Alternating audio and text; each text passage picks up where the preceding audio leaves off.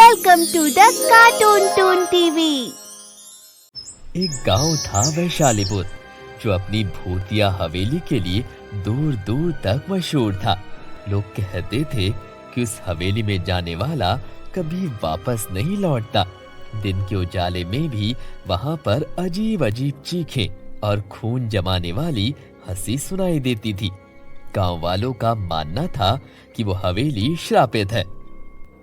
कहा जाता था कि कई साल पहले उस हवेली में एक नवाब रहता था, जिसने अपनी पत्नी को धोखा देकर किसी और से शादी कर ली थी। पत्नी, जिसे सब प्यार से रूहाना बेगम कहते थे, ने गुस्से और दर्द में अपनी जान दे दी। उसकी आत्मा अब उस हवेली में फंसी हुई थी और हर किसी से बदला ले रही थी। करण और सिया वैशालीपुर गांव में गर्मी की छुट्टियां बिताने अपने मामा के घर आए थे। करण, तुमने सुना? यहाँ की हवेली में भूत रहता है। सब कहते हैं कि वो औरत रात को रोती है।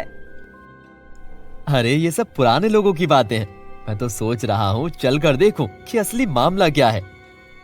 पागल हो गए हो? कोई वहाँ नहीं जाता। मामा ने भी मना किया है। डरपोक मत बनो। अगर तुम नहीं चलोगी तो मैं अकेला चला जाऊंगा।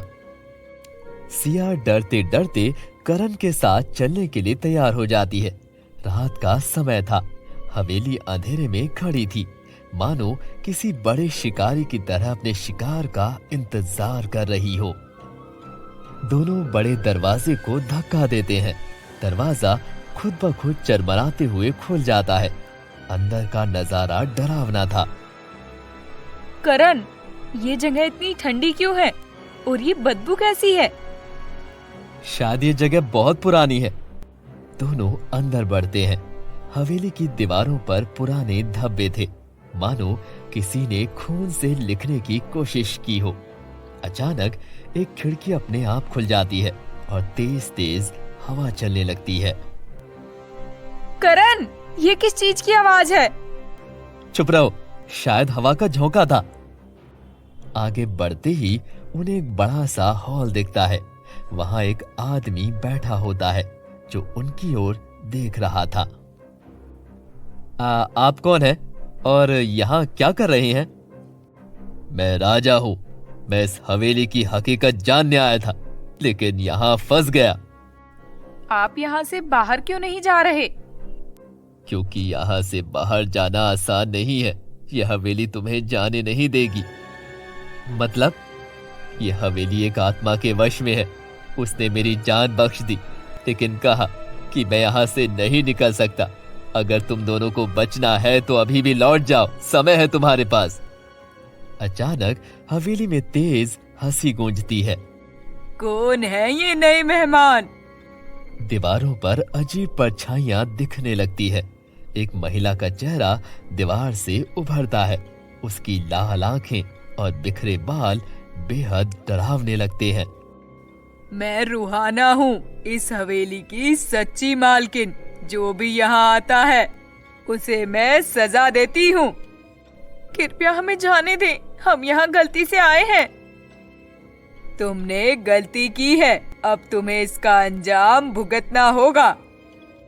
अगर तुम सच में इतनी ताकतवर हो तो हमें क्यों नहीं रोकती? भूतनी गुस्से में चिल्लाती है। पूरा हॉल हिलने लगता है। फर्श पर दरारें आ जाती हैं। राजा एक कोने में छिप जाता है। करण, यहाँ से भागो। लेकिन अगर तुम सच में इसे हराना चाहते हो तो तहखाने में छिपे पवित्र दीपक को ढूंढो, वो इसे रोक सकता है। करण और सिया तहखाने की ओर दौड़ते हैं। रास्ते में अजीब आवाजें सुनाई देती हैं। दीवारों से खून टपकता दिखता है। तहखाने के दरवाजे पर एक बड़ा सांप पहरा दे रहा होता है। करण, ये सांप हमें नहीं जाने देगा। डरो मत, मैं इसे भटकाने की कोशिश करता हूँ।